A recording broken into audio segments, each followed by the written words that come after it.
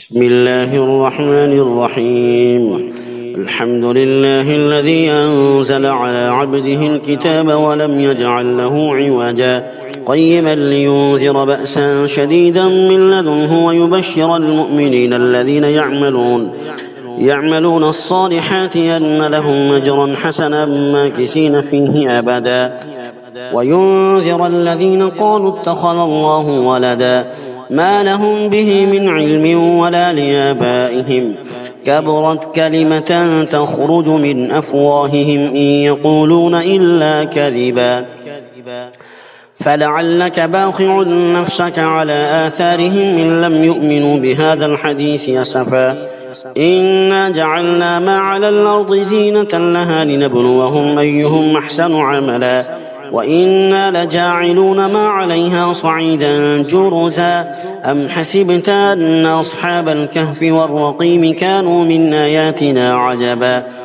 إذ أوى الفتية إلى الكهف فقالوا ربنا آتنا من لدنك رحمة وهيئ لنا من أمرنا رشدا فضربنا على آذانهم في الكهف سنين عددا ثم بعثناهم لنعلم أي الحزبين أحصى لما لبثوا أمدا نحن نقص عليك نبأهم بالحق إنهم فتية آمنوا بربهم وزدناهم هدى وربطنا على قلوبهم إذ قاموا فقالوا ربنا رب السماوات والأرض لن ندعو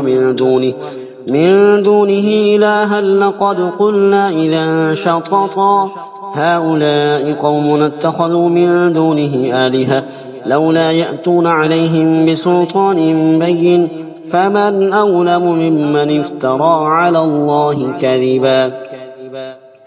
وإذ اعتزلتموهم وما يعبدون إلا الله فأووا إلى الكهف ينشر لكم ربكم من رحمته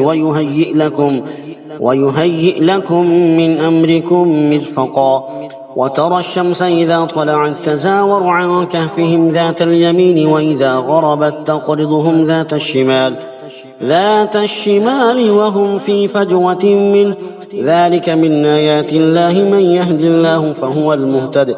ومن يضلل فلن تجد له وليا مرشدا وتحسبهم أيقاظا وهم رقود ونقلبهم ذات اليمين وذات الشمال وكلبهم باسط ذراعيه باليد لو اطلعت عليهم لوليت منهم فرارا ولملئت منهم رعبا وكذلك بعثناهم ليتساءلوا بينهم قال قائل منهم كم لبثتم قالوا لبثنا يوما أو بعض يوم قالوا ربكم أعلم بما لبثتم فبعثوا أحدكم بورقكم هذه إلى المدينة فلينظر أيها أزكى طعاما فليأتكم برزق منه وليتلطف ولا يشعرن بكم أحدا إنهم إن يظهروا عليكم يرجموكم أو يعيدوكم في ملتهم ولن تفلحوا إذا أبدا وكذلك أعثرنا عليهم ليعلموا أن وعد الله حق وأن الساعة لا ريب فيها إذ يتنازعون بينهم أمرهم فقالوا بنوا عليهم بنيانا ربهم أعلم بهم قال الذين غلبوا على أمرهم لنتخذن عليهم مسجدا سيقولون 3 رابعهم كلبهم ويقولون 5 سادسهم كلبهم رجما بالغيب ويقولون 7 وثامنهم كلبهم قل ربي أعلم بعدتهم ما يعلمهم إلا قليل فلا تمار فيهم إلا مراء ظاهرا ولا تستفت فيهم منهم أحدا ولا تقولن لشيء إني فاعل ذلك غدا إلا أن يشاء الله واذكر ربك إذا نسيت وقل عسى أن يهديني ربي لأقرب من هذا رشدا ولبثوا في كهفهم 300 سنين وازدادوا 9 قل الله أعلم بما لبثوا له غيب السماوات والأرض أبصر به وأسمع ما لهم من دونه من ولي ولا يشرك في حكمه أحدا واتل ما أوحي إليك من كتاب ربك لا مبدل لكلماته ولن تجد من دونه ملتحدا واصبر نفسك مع الذين يدعون ربهم بالغداة والعشي يريدون وجهه ولا تعد عيناك عنهم تريد زينة الحياة الدنيا ولا تطع من أغفلنا قلبه عن ذكرنا واتبع هواه وكان أمره فرطا وقل الحق من ربكم فمن شاء فليؤمن ومن شاء فليكفر إنا أعتدنا للظالمين نارا أحاط بهم سرادقها وإن يستغيثوا يغاثوا بماء كالمهل يشوي الوجوه بئس الشراب وساءت مرتفقا إن الذين آمنوا وعملوا الصالحات إنا لا نضيع أجر من أحسن عملا أولئك لهم جنات عدن تجري من تحتهم الأنهار يحلون فيها من أسابر من ذهب ويلبسون ثيابا خضرا من سندس واستبرق متكئين فيها على الأرائك نعم الثواب وحسنت مرتفقا واضرب لهم مثلا الرجلين جعلنا لأحدهما جنتين من أعناب وحففناهما بنخل وجعلنا بينهما زرعا كلتا الجنتين آتت أكلها ولم تظلم منه شيئا وفجرنا خلالهما نهرا وكان له ثمر فقال لصاحبه وهو يحاوره أنا أكثر منك مالا وأعز نفرا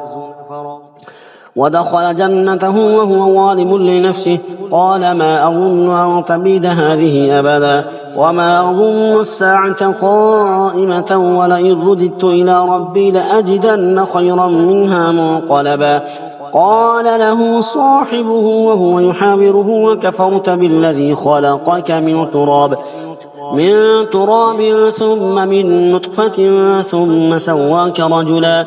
لكن هو الله ربي ولا أشرك بربي أحدا ولولا إذ دخلت جنتك قلت ما شاء الله لا قوة إلا بالله إن ترني أنا أقل منك مالا وولدا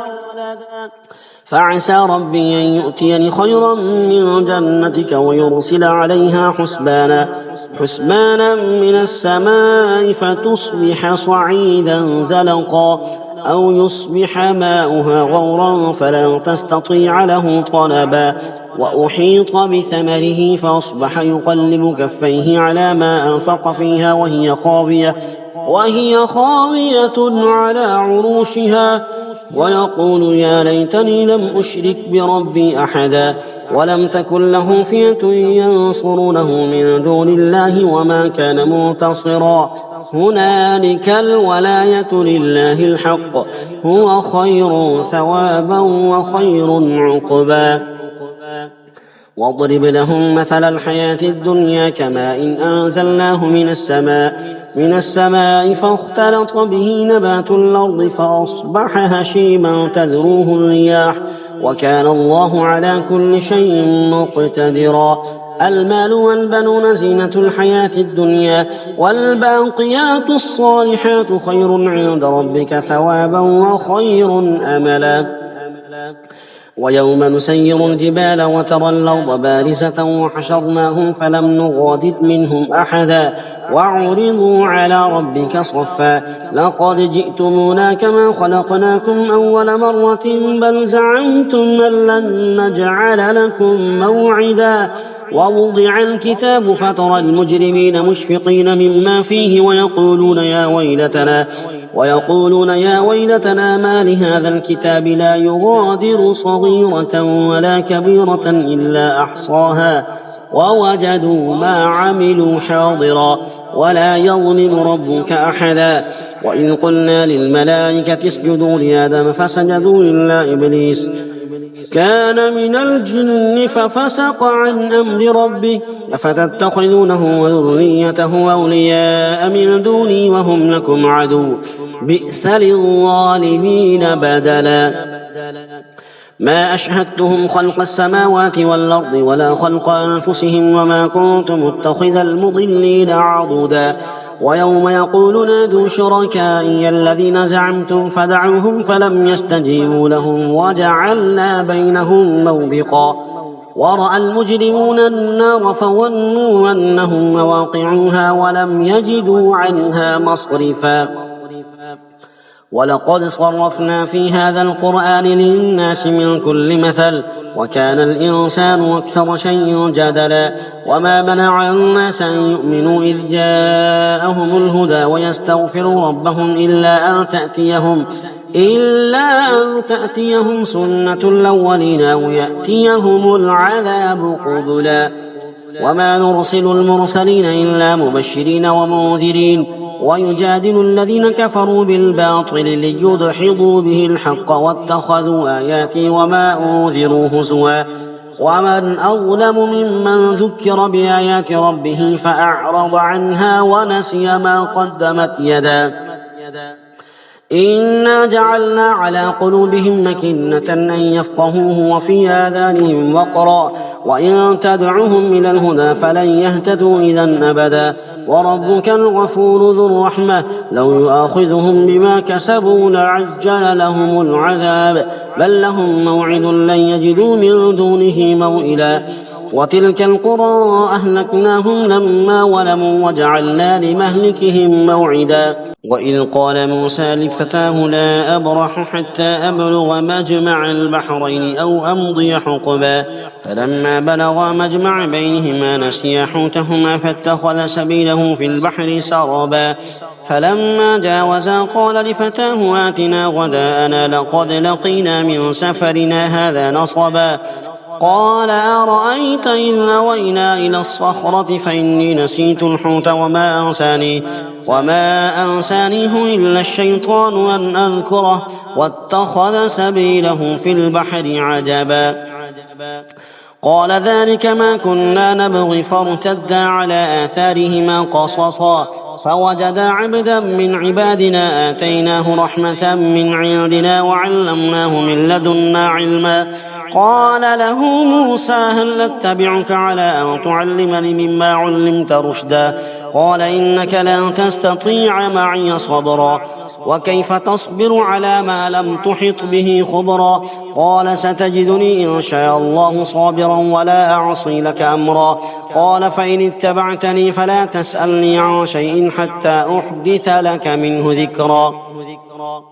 فانطلقا حتى إذا ركبا في السفينة خرقها قال أخرقتها لتغرق أهلها لقد جئت شيئا إمرا قال ألم قل إنك لن تستطيع معي صبرا قال لا تؤاخذني بما نسيت ولا ترهقني من أمري عسرا فانطلقا حتى إذا لقيا غلاما فقتله قال أقتلت نفسا زكية بغير نفس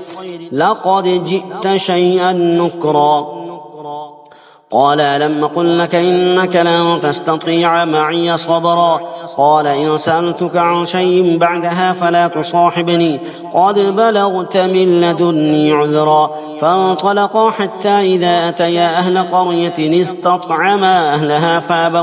فأبوا أن يضيفوهما فوجدا فيها جدارا يريد أن ينقض فأقامه قال لو شئت لاتخذت عليه أجرا قال هذا فراق بيني وبينك سأنبئك بتأويل ما لم تستطع عليه صبرا أما السفينة فكانت لمساكين يعملون في البحر فأردت أن أعيبها وكان وراءهم ملك يأخذ كل سفينة غصبا وأما الغلام فكان أبواه مؤمنين فخشينا أن يرهقهما طغيانا وكفرا فأردنا أن يبدلهما ربهما خيرا منه زكاة وأقرب رحما وأما الجدار فكان لغلامين يتيمين في المدينة وكان تحته كنز لهما وكان أبوهما صالحا فأراد ربك أن يبلغا أشدهما ويستخرجا كنزهما رحمة من ربك وما فعلته عن أمري ذلك تأويل ما لم تسطع عليه صبرا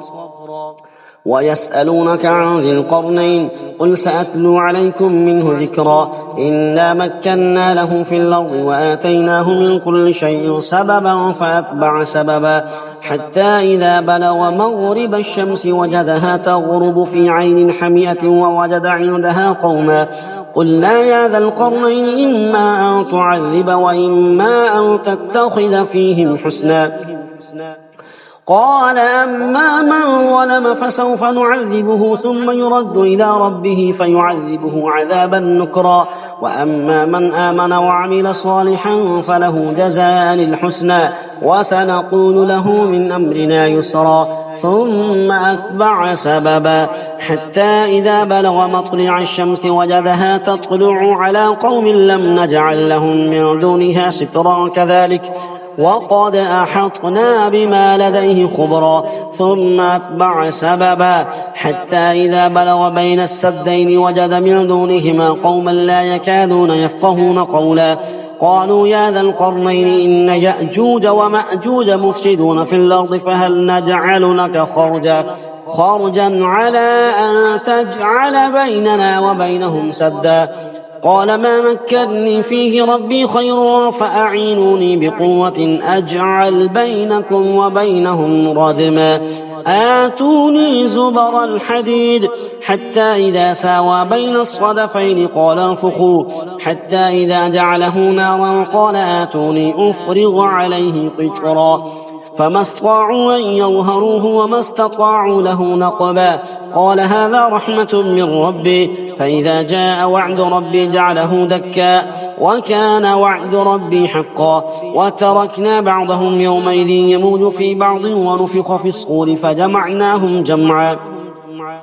وعرضنا جهنم يومئذ للكافرين عرضا الذين كانت أعينهم في غطاء عن ذكري وكانوا لا يستطيعون سمعا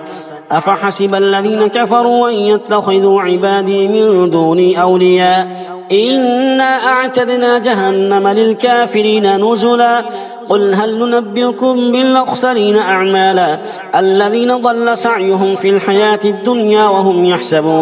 وهم يحسبون أنهم يحسنون صنعا أولئك الذين كفروا بآيات ربهم ولقائه فحبطت أعمالهم فلا نقيم لهم يوم القيامة وزنا ذلك جزاؤهم جهنم بما كفروا واتخذوا آياتي ورسلي هزوا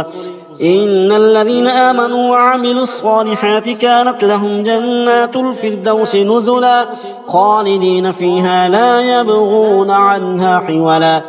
قل لو كان البحر مدادا لكلمات ربي لنفد البحر قبل أن تنفد كلمات ربي ولو جئنا بمثله مددا قل إنما أنا بشر مثلكم يوحى إلي أنما إلهكم إله واحد فمن كان يرجو لقاء ربه فليعمل عملا صالحا ولا يشرك بعبادة ربه أحدا صدق الله العظيم.